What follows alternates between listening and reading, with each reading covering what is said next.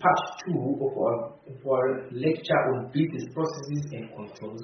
And in this class, we are going to focus more on the designing of controls.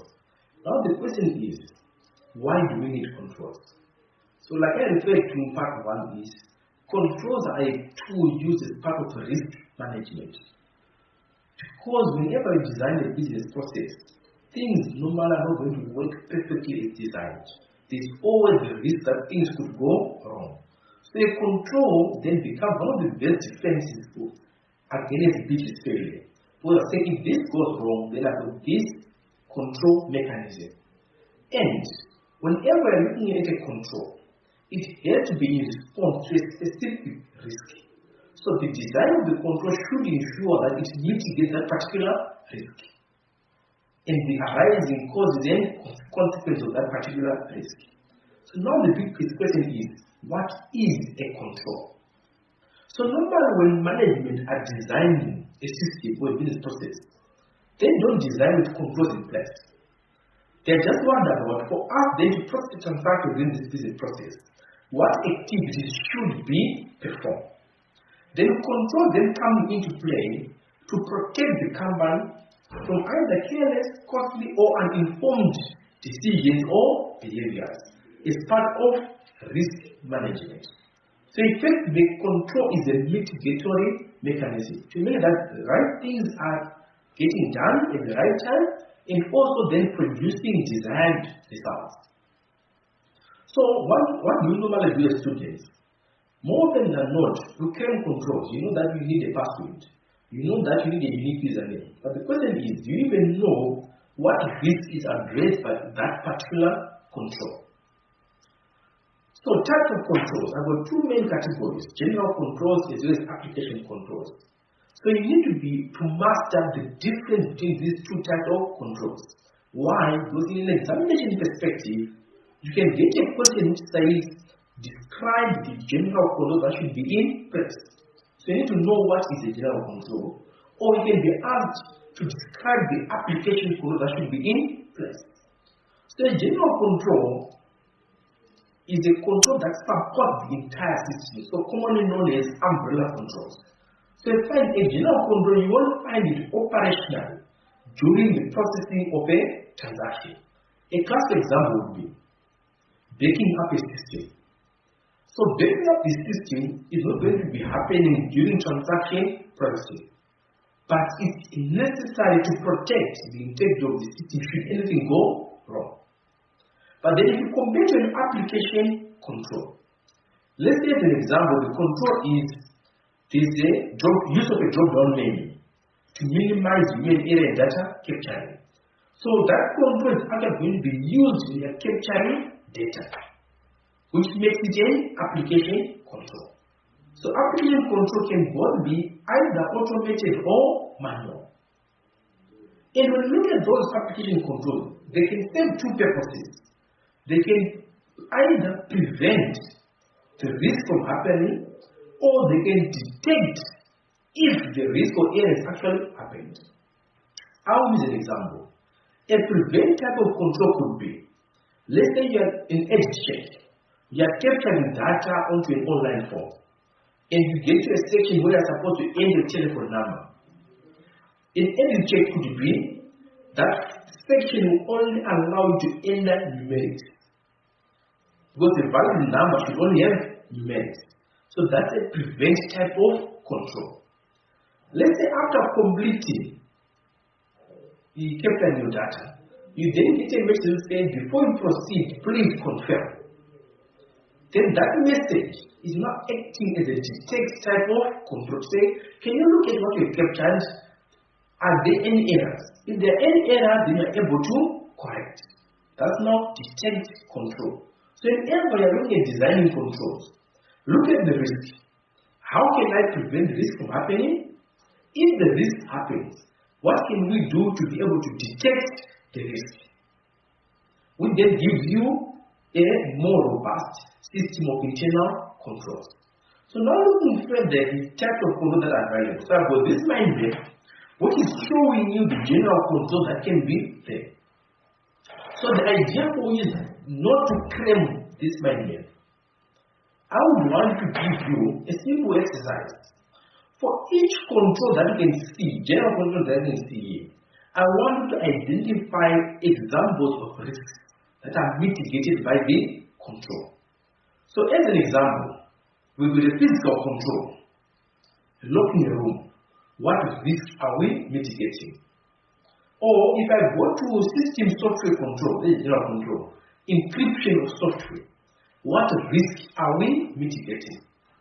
So the moment you know you are able to match a control to a risk, it means within the context of an examination, you then be able to identify the relevant control for the risk that you have identified in the exam. So let's say, for example, the risk that we've identified is, even that's an online system, you can say, okay, there's a risk that our database may be hacked. That's the risk. So from your knowledge of the general controls, say, okay, based on that analysis I did, which controls address the risk against hacking? Or as a disaster recovery mechanism, what if our system crashes? That's a risk, isn't it? So what type of control do I need? I need to regularly back up my system. So that is the way I want you to make use of this mind map. The same also applies to application controls. Don't just claim there's an application control, but for activity with edge checks. Ask yourself, the dependence check as a control mechanism, what risk is it addressing? If I got the field size check, what risk is it addressing? Or if we go to your output controls, you then talk about logs and reports. By having logs and reports, what risk are we mitigating? So I'm sure the message that I'm really emphasizing here is, you can never divorce controls from risk. If there was no risk, then there will be no need for controls. So that's how I want you to make use of these two mind maps for study purposes. For each control, I'll emphasize again, just write down the types of risks that are mitigated by that type of control. And then for the controls that are here, also, I would want you to do a categorization. Is it a prevent type of control, or is it a detect type of control? Now, in the exam, how do you design controls? Or how do you identify control weaknesses? So it goes back to the thought process management we have used in designing the business process. So number one, identify the starting point and end point of the business process cycle. Then number two, you identify the key process activities in the cycle. Then for each activity, input to output, I'm sure this from part one, this is not sounding familiar. But number four, I'm now saying, I'm identifying what can go wrong. That is the risk.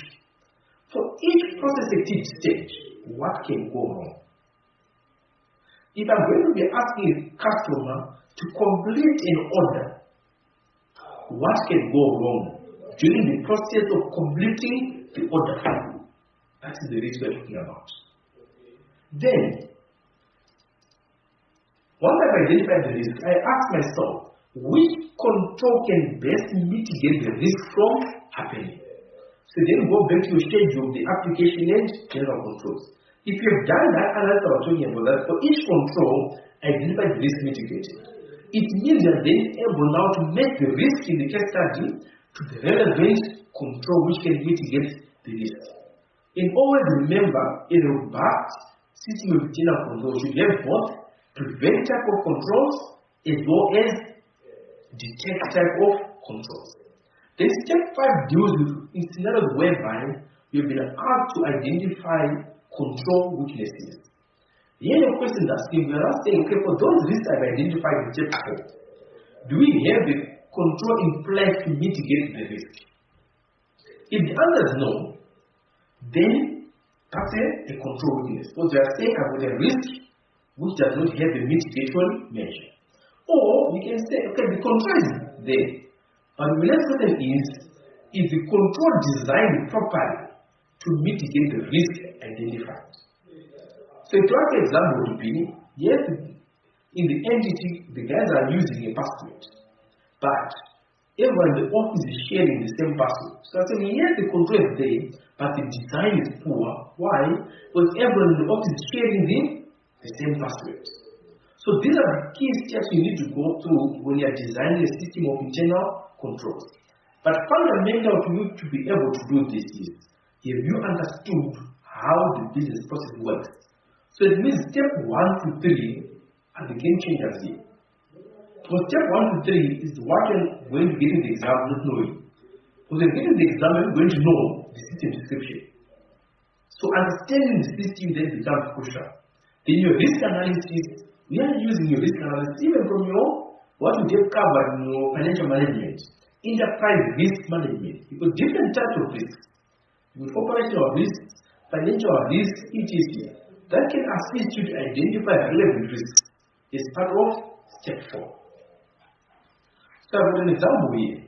The process activity is capturing of sales order details. In my risk identified is incorrect customer details may be captured, or incorrect order details, or someone can fail to actually complete all the required details. So the control mechanism, what I'm saying, incorrect details may be captured. I can use drop-down menus for items. So instead of typing the description of the item, you select from a drop-down menu, which means I reduce the risk of incorrect order details. Prevent type of control. Or on completion of the form, I can ask the customer to verify the details. That's why it detects type of control, to ensure that the customer has captured the correct order details as well as customers' details. Incomplete details, what can we do? The form can be designed in such a way that we will mark your field checks inbuilt within the form. What are we doing? This is now a prevent type of code. We are preventing the customer from failing to complete all the required details.